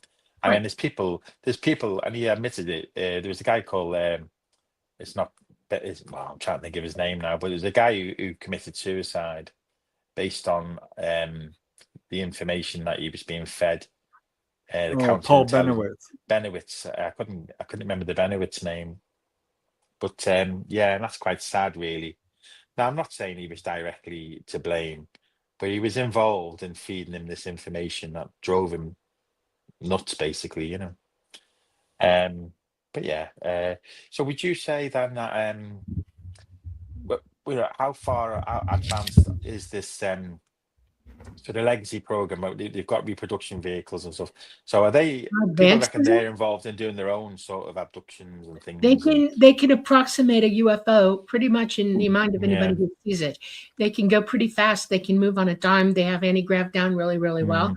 They're somewhat interdimensional, not 100%. They can't bilocate yet or go through light gates yet. They don't have technology for that. But by God, they can approximate it. And if you're on board one that's operating, you feel like you've just left space-time because you're in that environment. Right. It is dangerous. So pretty advanced then. Very advanced, yes. They've back engineered Because there quite a are bit. still people in the community that believe that they haven't been able to deal with the technology or develop the technology. They're dead wrong. It is absolutely. Yeah, I think so. They can, What do you think, completely Preston? out. Do you think they've advanced the technology to a point where they can do some of these things? I do. I think Some of there's it. two schools of thought here, isn't there? I don't think ET tech is so incredibly advanced. Most of it we're never going to be able to touch ever. But Yeah, you know, like it's but the like program have got a certain level of tech which to fool a lot of people. Yeah. I mean, there's talk about, you know, integrated circuits, fiber optics, Kevlar, you know, night vision goggles, things like this being taken from Roswell, which, you know, seems like it could be plausible. You can actually track these inventions back to their source. And there are some questions about it. But as far as duplicating a craft that can travel interstellar, no, I don't think they can do that. Interdimensional. No, they don't have an interdimensional capabilities. Well, and that would lead you into the next thing then. Would they be interested in the pilots then? Because, you know, if they know there's people who've got the ability to access the real craft, or, you know. Okay, I'm going to be honest with you. I'm going to be dead honest with you. The reason that they are looking for, and it's mostly females, just so you know, who can remote view and are very highly psychic. That's why they're looking for women who can interface with the actual craft. But the craft is it's an entity indwelling that craft. And for as long as that craft is indwelled, that craft is operating. Okay. And they have a couple that are in that condition. All right. You have to be powerfully psychic, highly developed to do the interface. So now their big thing is chipping your brain to amp your psychic ability. They're still trying to make the connection to that craft, and they can't do it. There's no way they're going to. There's no tech on this planet. There's no engineered psychic ability, psytronic ability. And psytronic is the tech, is science tech. You know, psychic tech. All right. They can't approximate it. There's no way. That craft is not going to allow a human being under any circumstances whatsoever to take it anywhere or do anything with it under any circumstances. And they're deadlocked over it. Now there are people like me. That's what I'm hearing. Yeah. That's what I'm hearing. Like the same thing. Who know this, who could fly the craft for them. But you want to know what's going to happen if they try to put me on board? I would take my life in my own hands by doing so, because I know that they would kill me outright, plant a bomb on it just to kill me if I took off with it, which is what I would do. I would free that craft from there. Well, okay, then my next question then. Okay. I know you should be asking me, but I know I want to know something now. Okay. You know, when we look at Skywatcher and they're supposed to be controlling bringing the craft in, there's been a lot of controversy about this within the community of C5, because they have certain psionic assets, they call them, who are calling the craft and controlling craft. No, they cannot do that. That is a lie. Yeah. 100% across the board. It is the biggest fabrication to date that I've heard them spout. The first time it came out, Stephen Greer said it first, and I lost my mind when I heard it, because it is false. No, cannot happen. They are so wide open psychic that they hear you thinking it before you think it. Our human brains are capable of interdimensional thought. Okay, our consciousness is interdimensional, and it's already got it going on. And so when this stupid thing starts talking, it's hearing it being said, and ET's already got a nail on you for that. They're always one step ahead of you. Because they're claiming to hijack the. They cannot. No, the only craft they've ever gotten was. This is the stuff they're coming out with, though. You know, this is the stuff they're coming out with. It's concerning me. I actually laughed out loud when I heard that, because it's so absurd. So you had heard it, Not at all. They're a billion years advanced of us. Okay, billion years, not thousands, not hundreds of thousands, billion. All right, they're so psychic that if you were in the room with them and you started spouting lies in your head, they could walk into your thinking with you, mirror you, and say, look you dead in the face psychically and say, shut up. and I you can would. believe that. I Okay, can believe that. They seem there's to be no so much way more you would get advanced. away with that with an ET. Yeah. No way. That was kind of my main problem with the age of disclosure. While it was interesting to see people of high caliber, supposedly, yeah, I mean, talking about it seriously, it it felt so sphere-based. It felt very carefully driven in terms of steering a narrative. Right. They're attempting to get that narrative to get attention. That's what they want to do. But I think they fail to mention that there's a lot of people who are, connected, and they just ignored and just promoted that fear element of the phenomenon. They're trying to drive ET to do for them what they want them to do, and ET's not going to do it. Period. The end. And there's a reason why the government, the military industrial complex is acting the way it is and doing what it does, is that we have, existentially speaking, we're all in front of, or coming into now, a huge change in our civilization. Okay. And you can feel it. It's happening around us all the time. Right. We're getting close to something. Well, it's our poles are changing. We're about to experience a downed grid worldwide into the Stone Age. That's what's coming, and they know it. And then when that happens, there's about 7 or 8 years after that where our sun is going to micronova, and that's bad. And they want that's not the good news. Give me the good news. Give me the good news first. The good news is that it doesn't matter. You're only here for a short amount of time, right? I know. Yeah, it doesn't matter how you exit this classroom. And that's one of the beauty of having so many OBEs. You do feel close to source. You feel very close to it. You don't. It's not a big deal, right? But there's so many people afraid of even that, of not knowing the truth, that they're paralyzed with fear. It's again control. The military industrial complex wants you to be stupid. They're trying to find a way for them to survive an ET to come and pick them up when the time is right. ET is going to make a pickup. As soon as our poles change, they can come back. Okay. Right. They know the grid's going to go down before that happens. And they want you aware. They want your abilities working, and they want you to survive what's coming, including what the world military industrial complex is going to do worldwide. And point blank, I'm telling you the truth. It already started. They're depopulating the planet because they don't want you on top of them when all this happens, because you'll go down where they want to be. And most of us know where that is. They don't want to be fought for it. They want you gone. Okay. There's only 1% that they think should live, and it's them, not us. That's what this is. Point blank. So now that's how it feels, isn't it? Yeah, it is the truth. They've used religion to cause problems. They've used hate to cause problems between us. They got us fighting each other. They got us believing things that are 100% untrue. Nobody knows the truth. It's a great big giant ball of confusion. Okay. All right. And well, that's the whole purpose of the disinformation campaign. That's right. Yeah. Well, they're doing a good job of it, really, aren't they? Let's face it. I mean, because a lot of people are in a terrible state. Well, you want to know how everybody will know the truth? Stop listening to them. Get rid of all the stuff that's coming at you from them, games, TV, media, all that. Yeah. Start developing your abilities, like remote viewing. You should do it for yourself. Do more OBEs. Do more, but that's it. Morality, you got to stay connected, haven't you?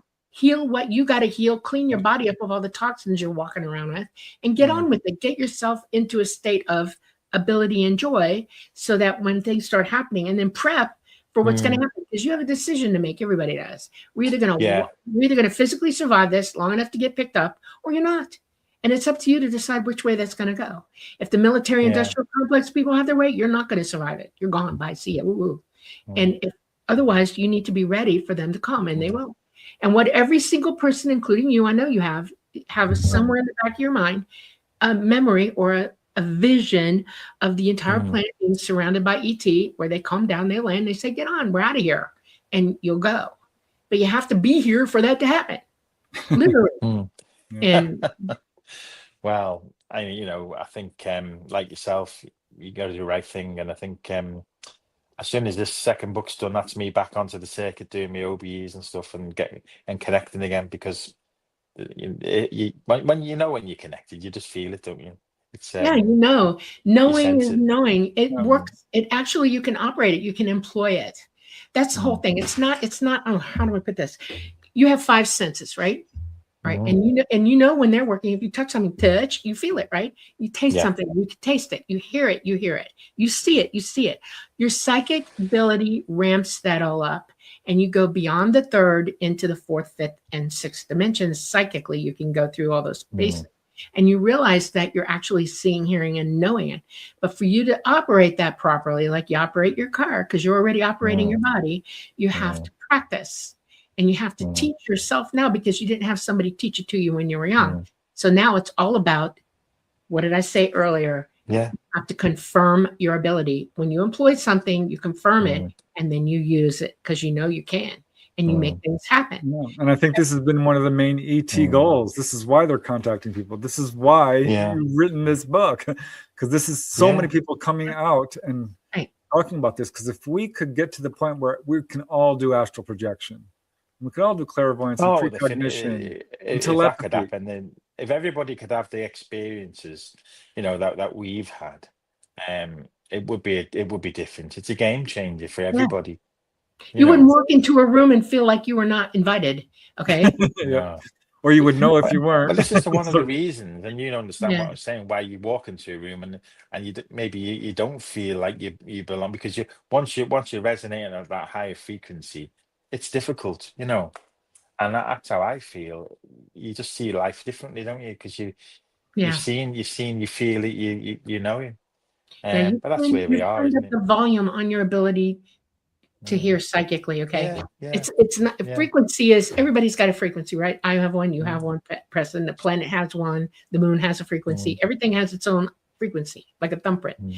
But That's what it, we yeah. have is a transmitter and a receiver in our head. Okay, psychic, because your consciousness is already operating, and your physical mind is what's got to pick up the frequency. You tune into it, and you turn the volume up so that you hear it. It gets louder and louder and louder until it's like we're in the room right in front of each other. You can hear it that well. You see it that well. It's like I can be in a car with somebody. This just happened to me. And I got in the car and it went 2 minutes later, and all of a sudden, like, oh God, I have to have a conversation with this person. And I don't like to scare people. I don't like to say, you're thinking this, this, and this, and this. It's rude. I don't do that to people. It scares the hell out of them. So I start a conversation with them, and I say, oh, Yeah, let's you talk about feed this. it in slowly. Let's talk about that. And then I walk them into the fact that I'm in their head. All right. And once I start proving that to them, they go, wow, and then they want to know. And then they'll start talking to me and telling me what's on their mind and why I'm picking up all this unbelievable energy from them and what the heck's going on. And they'll dump, and I'll go, okay. And if I have resources and I can help you, that's what I do. Okay. Imagine us being to do that with everybody all the time. Everybody doing it all the time. We would not hate each other. We would love each other. Yeah. We would care about each other. We would be invested in each other, and we would be helping each other to evolve. That's it. And once you throw a few OBEs in there every night, it soon changes things. Oh, I Once know. people, there's one there, Preston, where I was, I don't know if you've ever tried it, but when you ask to speak to God, sometimes what happens is another. There's one there where there's a lot of people around me, like thousands of souls, and what happened is I went through the portal, and when I came through, there was like a big beam of light, and I was sort of going around in a clockwise direction with thousands of others, and you could see the glow on the body, and you felt connected, Yep. and yeah, that's the picture. But yeah, I was just this beam was about, it seemed miles high, and it was hundreds of meters wide, and there was just thousands, maybe even millions of people floating around the beam, just absorbing the source energy, and that was one of the experiences I had where I'd asked to take me to God, and that's where it went. But it Yeah. was still a beautiful experience. You realize that's a beautiful picture of what all mind is, the all mind. Yeah, It's all of us in it that's as how well. it felt. Yes, Yeah. the all Anyone who mind. does OBEs, I suggest they do that, because it's so amazing. Well, asked to see God. Yeah, Let's be connected. Yeah. But it's, you never know where you're going to go sometimes, but if you're resonating well, it's going to be good. So, but you never do an OB from a negative perspective. If you're having a bad day, it's not a good idea. Have you ever gone to the lower realms? Have you ever seen them? Oh yeah, of course I have. Yeah, I've been enticed by the dark many times. Yeah, it's And tricky. I went down to take a look. It's not pretty. Yeah. You know, I was curious. sometimes curiosity gets the better of me, and you shouldn't tease them because they will make offers. I was offered money and villas and things. They said we can give you all this, and there's times I've gone down and I've been, but you know, sometimes you don't know who's who, but you feel if you're in dark places, tunnels, and Yep. they said to me, "You've crossed the line." They're trying to trick me into sort of. But Believing you belong there. Yeah. maybe I shouldn't have been messing with them like sort of, because I'm like, as you gather, I'm quite a curious person, and I like to test things and push things and the boundaries and It's, you know what it is? You're alive and they're not, and they bloody figure it out real fast. And they're like, but wait a minute. I've you know? been made other offers. Yeah, I've been made offers. I realized I was in a bad place when I started really flattering me heavily. You know, flattery. No. You can do that. Like, why are you They're very talking to me good. this way? But then, you know, there's times when I've found myself out of body and I've had an argument with a spirit, and then I found him in the bedroom, and he's come for me, but I know what to say to get rid of them. There's certain ways. If you use the term YHWH, which is a term for a godly term, taken from the Old Turn the Testament. light on. I'm not They kidding don't like you. them kind of things. Yeah, you just turn the light on. Your light. Turn your light on. Exactly, You or do that. light. The And you go, same thing. I see. Ooh. Yeah, they don't.